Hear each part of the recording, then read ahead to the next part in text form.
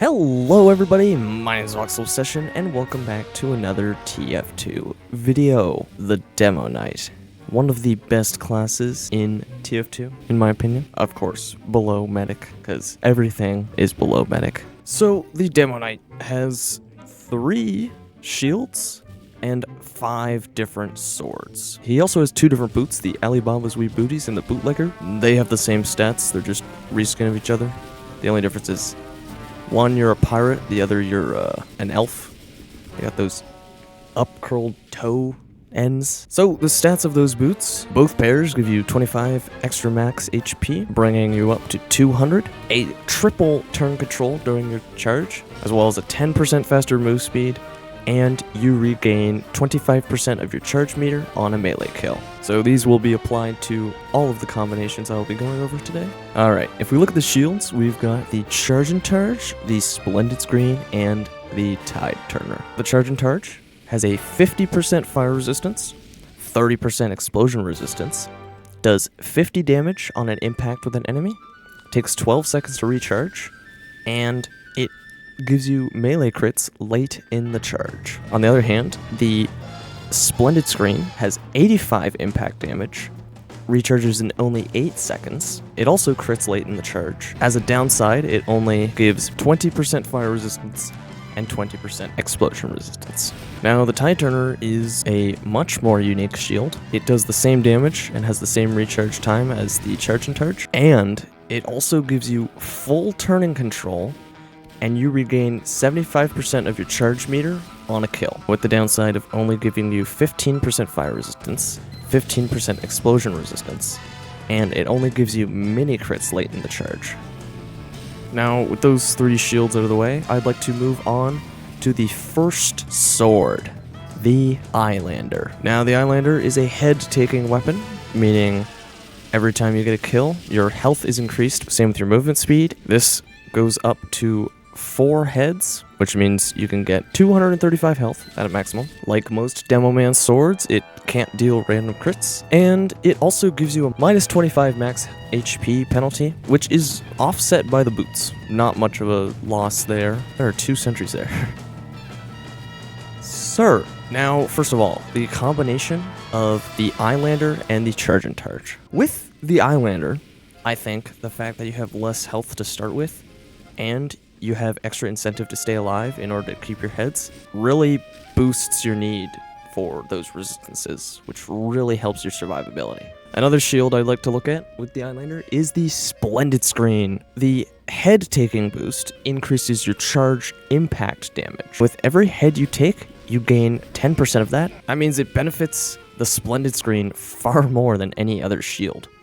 So it does 85 damage on a charge usually, plus 8.5 per head, up to a maximum of 128 for 5 heads, as opposed to the Charge and Targe and Tide Turner's 50 damage on an impact, plus 5 per head, up to only 75, which isn't even up to base Splendid Screen damage. Now, with the Tide Turner and the Eyelander, I didn't really think those synergized very well with each other. When I say there isn't really great synergy between the sword and the shield, that doesn't mean that it's bad.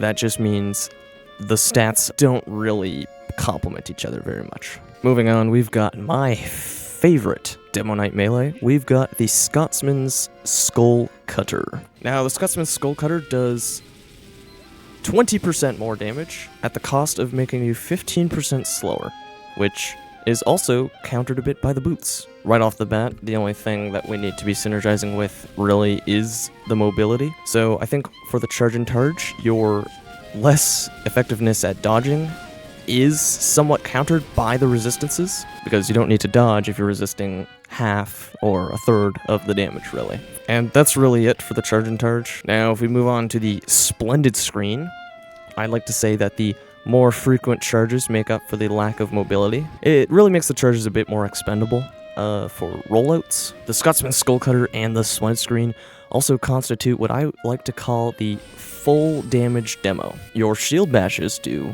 extra damage, and your melee weapon does extra damage. What's not to love? The real synergy here, and I think what constitutes my favorite Demoknight loadout, is the Tide Turner and the Scotsman Skull Cutter. We don't talk about how I failed that trimp. I may not have mentioned this. In fact, I know I didn't mention this. But the Scotsman Skull Cutter can actually get random crits, unlike any other Demoknight sword. I'm gonna get it this time. Yeah. So the extra damage and potential for random crits provided by the Scotsman Skull Cutter balances out the lack of crits granted by the shield. Even on a mini crit, this weapon does like a lot of damage. So the Scotsman Skull Cutter does 78 damage, 105 damage on a mini crit, and it does 234 damage on a random crit.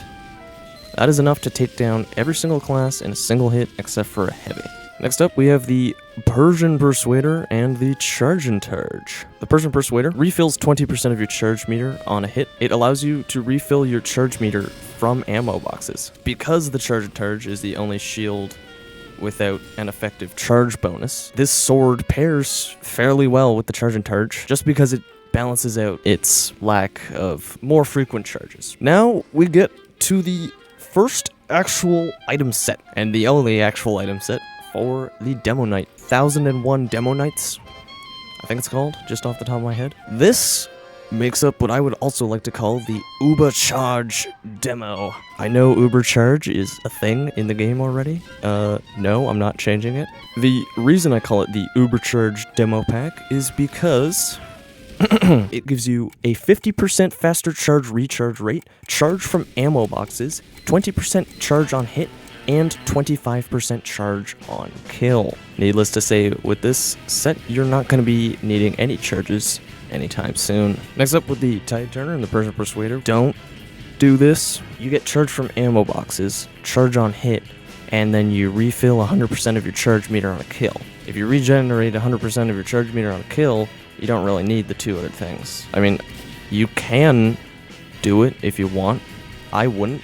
Next up, we have the Half Zatuichi, which is one of my least favorite Demoknight swords to use because I don't really think it synergizes with anything. I can't think of, like, they all go well with it, sure, but like, it's not really made for anything. They don't really complement each other. They don't really make up for each other's downsides. Like, they're good weapons.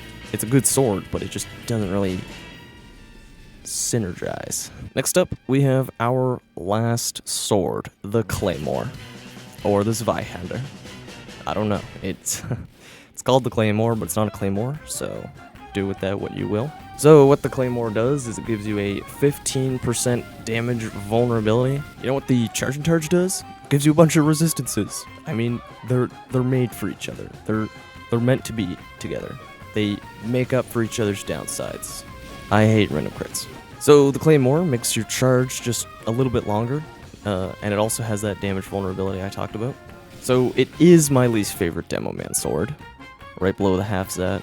And with the splendid screen, I suppose the fact that it really likes charges, and this one also makes your charges just longer, kind of synergizes pretty well. It just makes your charges better in a lot of ways. And finally, we have the Claymore and the Tide Turner. Together, they make the Trimper set. And I messed that up. But I guess you can kind of guess that the longer charge and the full turn control while charging makes it very good for tripping. Anyways, thank you guys so much for watching. I will see you guys in the next video. Bye-bye.